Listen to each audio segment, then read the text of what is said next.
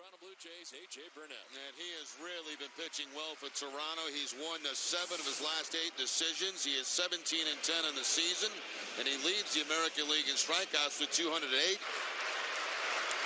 Ortiz strikes out. Josh Beckett, his former teammate of the Florida Marlins. Lowell goes around, strikes out. Swing and a miss. Lowry strikes out. 3 Ks for Burnett. Back to Burnett. To first, and he's out of it again. Strike 3 call. Veritek's gone. Burnett knocks it down. There's time to recover and does so. Strike 3 call. 5th strikeout for AJ Burnett. Well, here it is, the matchup that we've been waiting for. The Dr. Halladay doing his thing. I said possibly playoff type atmosphere, and you've got it tonight.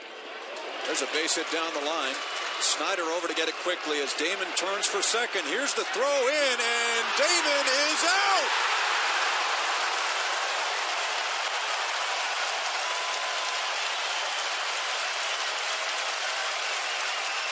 Joe Girardi out quickly, too. Well, Damon, he does what he does best is put the ball on the ground hard, in play. Nice play by Snider to pick the ball, turn around. Let's see if he's in there, though. 32-year-old AJ Burnett wears enemy colors tonight. He is 2-0 on the year, a 5.26 ERA. Wave and a miss. Kevin Cash goes down swinging in his first game as a Yankee. 2-strike pitch and a swing and a miss. Snider goes quickly. 0-2 pitch, strike 3 called. Say goodnight, Mr. Teixeira. Boy, Halladay is just mowing him down now. I believe, and try to put him away. There's the breaking ball, and that's a base hit down the line. Rios is in to score. Here comes Wells. Off to second goes Roland, and it's 2-0 for the Blue Jays.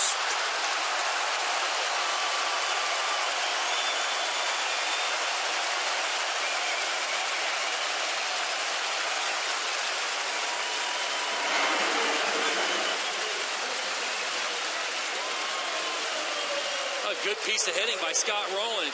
Fouled off the fastball and got the breaking ball. Able to place it down the line, hit it hard enough to get it past A-Rod. Couple runs in.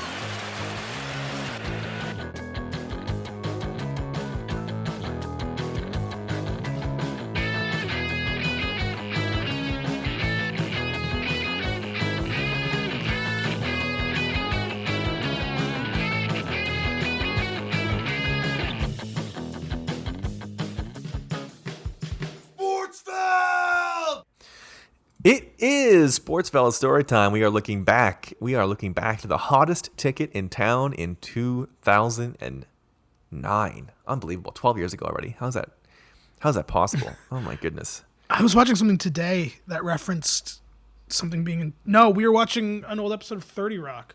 And I referenced it being in 2007. And I was like, oh my God. It's 14 years ago. The vibe. The lifetime. It's a high schooler years ago. Right. Right. Unbelievable. Crazy. It is just one of my favorite games. But before all my new favorite games, one of my favorite games ever. It is the Toronto Blue Jays hosting the New York Yankees. It is Roy Halladay versus AJ Burnett. The 23-12 Blue Jays. We talked about this in the last week's episode. 23-12 the Blue Jays were in 2009, and they never came close to sniffing a playoff spot. Man, when you look at, I think it's on Baseball Reference, and you go through the schedule, and they have the like pluses and minuses to mark the streaks. This Blue Jays team, that page is hilarious because the first month is a bunch of all these pluses. Then they hit like mid-June and mid-July, and it's just like multiple, like 8-9 loss streaks. It's brutal. That is life. That was life as a aughts Blue Jays fan. This is just how it went. Unfortunately, for worse or for worse. Yeah, just for argument's sake, on May 27th, they were on a 9-loss streak. They went from 27 and 8 loss streak, 27 and 15 to 28 and 23. Then they went back up. They got to 40-33, and then they would become a 500 team like 10 games later. It's crazy. Unreal. Crazy how this team just fucking tanked in July. Brutal. Absolutely brutal. As you mentioned, the Blue Jays were very good. The Yankees were still under 500 at the time. They come out of this game 15-17. I'll tell you, looking at these lineups, I think to the naked eye, there's one player that is still in the major leagues, which is hard to believe. What? Brett Gardner. Brett Gardner was on that team? Brett Gardner played center field and led off for the Yankees this day. Wow. That's crazy. Your Yankees starting lineup was Brett Gardner in center field, Johnny Damon in left, Mark Teixeira at first, Alex Rodriguez hitting cleanup and playing third. Hideki Matsue was your designated hitter. Nick Swisher would take over, pinch hit and DH later in the game. Robinson Cano, I guess he's still in the league. Isn't he suspended again? Yeah. So He's still in the league for sure. he played last year. I think he's a free agent. So that counts. Robinson Cano played second. Melky Cabrera, who did not play last year, I checked it, is your starting right fielder. Kevin Cash behind the plate, who would go on and is now the manager of the Tampa Bay Rays. And Ramiro Pena is your starting shortstop because Derek Sanderson Jeter was hurt for this game, which is something that I yelled about a lot from my seat, the right field line. There was a sort of, I don't know how well it works now, that sort of we're older and, you know, the attitudes towards treating athletes has changed for the good. But there really was like an innocent, just mock people on the field. Oh, yeah. Time. The reason for that is because it's fun. Yes, absolutely true. This was the thing, is that it's fun to boo the Yankees. Especially in like fun ways. It's like reading, I think you introduced me to this, just reading facts about players. Yeah. Is the best way to heckle. Saying their town and their school and then not even really making it a heckle, just saying facts about them. It's very strange and jarring. Your blue. I feel like that one would still work today. Who knows? Just facts. I'm not saying anything. I feel like next time I go to a Jays game, I just like to be quiet and be around the game. I say that I would agree, and then 3 beers. You're a booer. You got to boo. I'm not really a booer. You're 2 thumbs down. Boo. I yell. I disagree a lot. That's good stuff. Anyway, boo the umps, not the players. Blue Jays lineup: Marco Scudero, your leadoff and playing shortstop. Aaron Hill, who was ridiculous in 2009, by the way, batting second, playing second. Aaron Hill's stats, just quickly before we jump over this: All-Star Aaron Hill, 36 home runs and 108 driven in. That's wild. Wow, that's wild. He was ever that good. And man, he played a bunch. 734 plate appearances. Oh my God, 158 games. Jesus. Him and Vernon, both 158. I mean, he was good. What do you want? Yeah. Alex Rios in the 3-hole playing right field.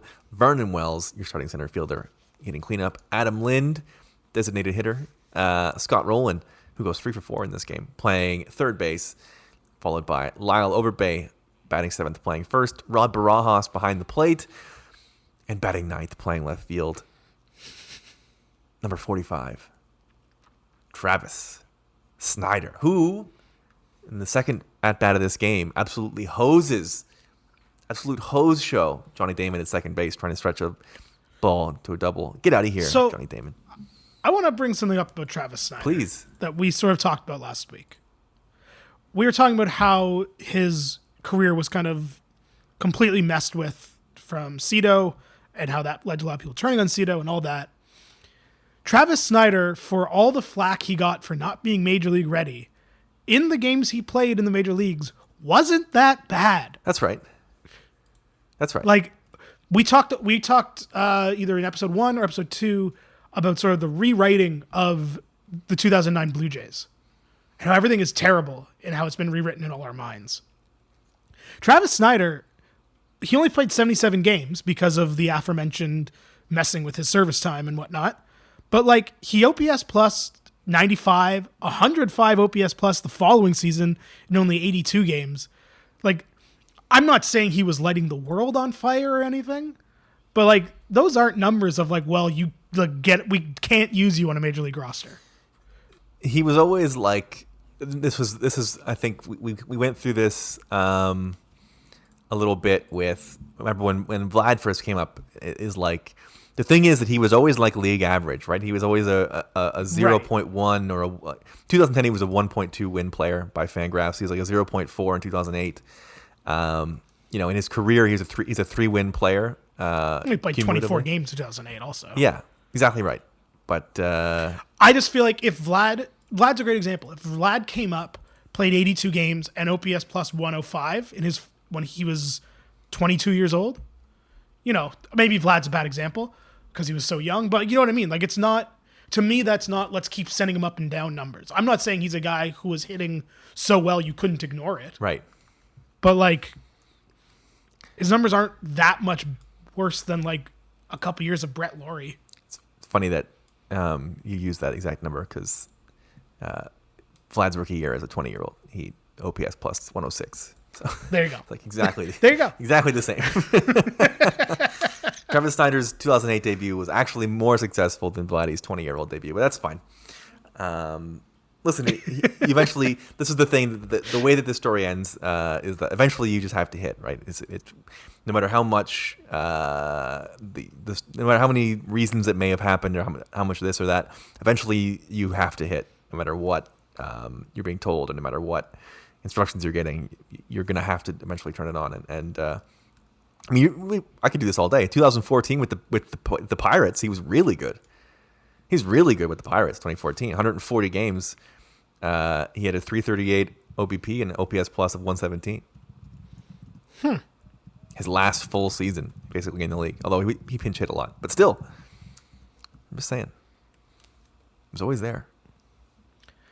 I don't know. I know the way we view players has changed, and I'm not just saying this to appeal to you, but I just find that ever since we talked about the rewriting of the Black Jays, it's just, I find it all very interesting how it went down for like a lot of these guys. Yeah. Well, listen, it drops off. He sort of doesn't maintain that for sure 114, 105. He's really pretty bad in 2011. I mean more how we think about all these guys sort of on the whole. Yeah. Well, we know how the service time. Like Aaron Hill OPS 963 that year, and in my mind, Aaron Hill was always like, okay. He's an all-star. Yeah, I know. It's crazy. The Snider thing is, Oh, sorry, that was that game. He had OPS 963. But still. The Snider thing 829. You get to the point where your service time isn't, it's not like free to renew them. And then it's like, well, we can pay somebody nothing to be league average is what happens. True. That's why he turns 27 and nobody wants him, even though he's a, 93 career OPS plus. It's just not what he's supposed to be doing. Anyway, now that we're flying into this episode. The Travis Snider episode. I knew it was going to happen. It's Halladay versus Burnett. It is, I don't want to overuse this term, vintage Harry Leroy Halladay III. I mean, he is jacked up. He is stone silent, barely emoting at all. The crowd is, I was at this game, right field line. This was, as I said, this was before I knew what playoff atmosphere was. This is what I thought playoff atmosphere was. Mm-hmm.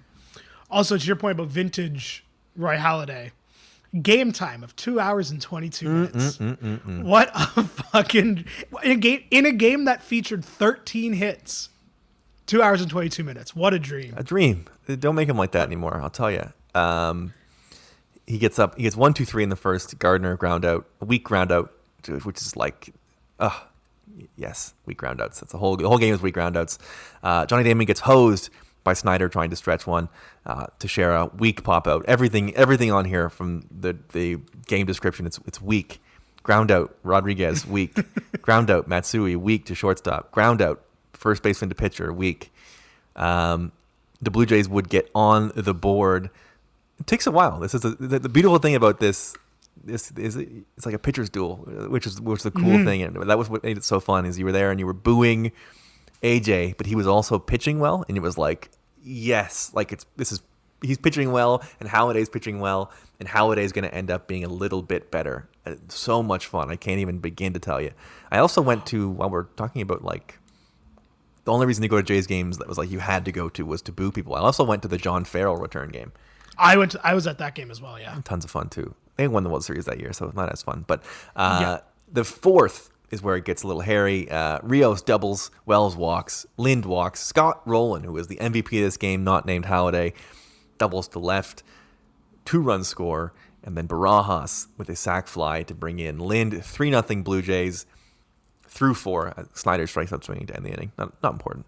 But what is important is Halladay has only given up 1 hit to this point, and that guy did not get on base because he was hosed.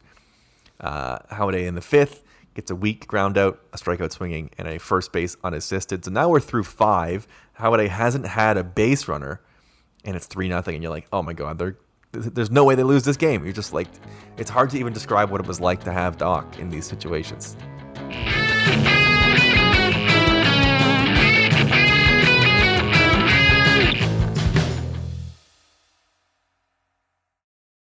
It's like when you look at his stat line from this game, first of all, to go to 7-1 on the season, so in May also, and then just like the 5-hit complete game, 103 pitches. It's one of those things that you don't pay, or you do pay attention to it, but it's like to see these kind of performances basically every day from Roy Halladay. Like, this was kind of his norm. This wasn't a pitching performance. I was like, wow, what a great game from Halladay. It was like, oh, he threw a complete game in like just over 2 hours. Yeah. And only threw 100 pitches. And that was just what Halladay did. And I think that, you said it when you reacted to the game time. And I said it when I was thrilled with the game time. That because of that, that's how I think Jays fans watch baseball now. Mm. Like, I think when we see a pitch that takes a long time, Blue Jays fans get fucking impatient.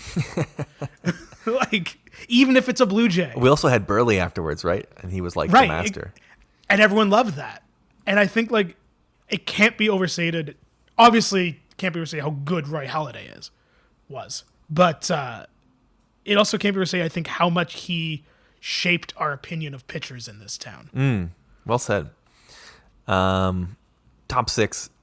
Weak ground out, weak pop out, weak ground out. I mean, Halladay's like not even, he's just unconscious. Unbelievable. To the 7th, ground out. Then he gives up a double, Johnny Damon. He gets to share striking out, but A-Rod stings him for a single through the left side. He's at second after a double, 2-1, and a ground ball that gets through, a base hit for Rodriguez. Snider is up and throwing. And in comes Damon with the Yankees' first run. Make it a 3-1 game. And Damon's knocked in by Alex Rodriguez. Well, this is what Alex Rodriguez does, is he's able to drive in runs with men on second base. Breaking ball down, he stays on it and shoots it through the hole. Shutout is no more. Base runner's on. He then gets Nick Swisher striking out. So 3-1 going in to the bottom, and then in the bottom of the 8th, Aaron Hill. He's been so productive in that number 2 hole, and here's a drive to left field. Back is Damon, and you can kiss that one goodbye. What a ball player.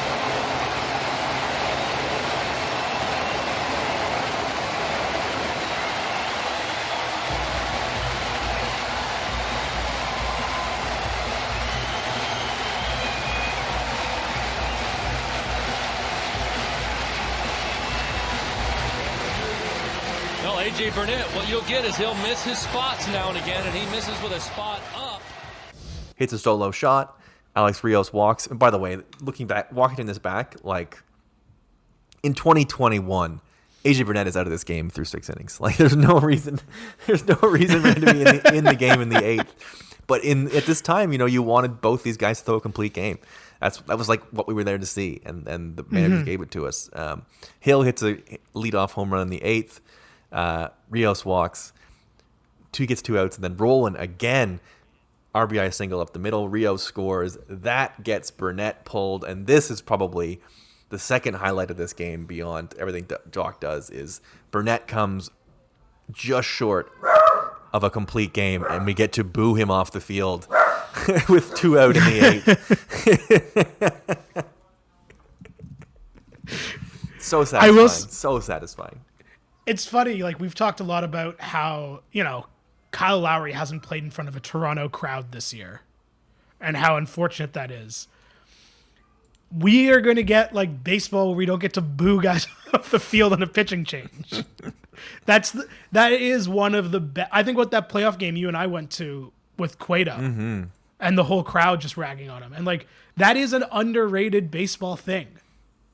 Mocking pitchers, 47,000 people mocking one pitcher is an underrated baseball thing. Absolutely correct. Absolutely correct. That does it for Burnett. And one of those great things is he had a pretty decent game. 7 2/3, 7 hits, 5 earned, 4 walks, 3 strikeouts. So not a great game. Never mind. I don't know why I said that. 110 pitches though. That's where it's like there's just no way he would have thrown 110 pitches. They would have taken him out, if not in the 7th. They would have taken him out after the Aaron Hill home run for sure, or after he walks Alex Rios after the home run for sure. Anyway, they didn't, and they lost. Halladay comes back out for the 9th, gives up a double to Ramiro Pena. There's no chance he's coming out of this game. There's no, not even for a second do you think Halladay's coming out of this game. He gets a fly ball from Gardner, a weak ground out from Damon. Grounded to first, Overbay has it, and witness the master wielding his magic tonight against the Yankees. Roy Halladay, a complete game victory. And a ground out, first base, unassisted from Teixeira. That is your final. Blue Jays 5, Yankees 1. Halladay 9 innings, 5 hits, 1 earned, 5 Ks, and you knew, Jake, 0 walks. I mean, obviously. Of course. He didn't walk anybody. Walk a batter? He faces 30 batters in 9 innings. Man, and all with only 5 strikeouts. 103 pitches. Fucking gem. 103 pitches, only 6 swinging strikes. Unbelievable. 17 ground balls, 8 fly balls, only 5 line drives. 23 strikes looking just like crazy. 43 strikes by contact strikes. Balls put in play or fouled off. Just vintage Halladay. All you can possibly ask. And as you mentioned before, this will be his last season with the team. One of his final great starts, 2009. Roy Halladay vanquishing AJ Burnett because he was cursed anyway. Yeah, and a mighty cheer went up. Just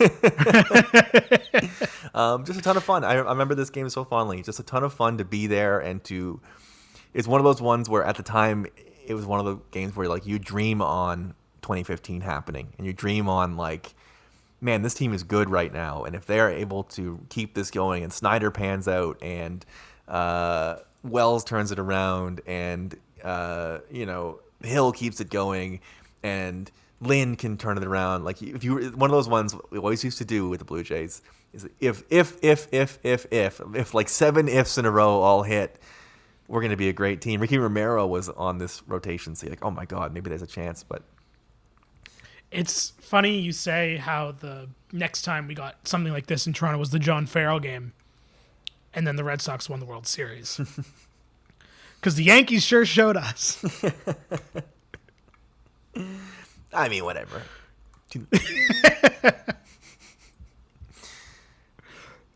If the Yankees don't, at this period, if they weren't winning 110 games in the World Series, then who? That's also very true. Yes, they also did win the World Series. They won 103 and 59. So, fair enough.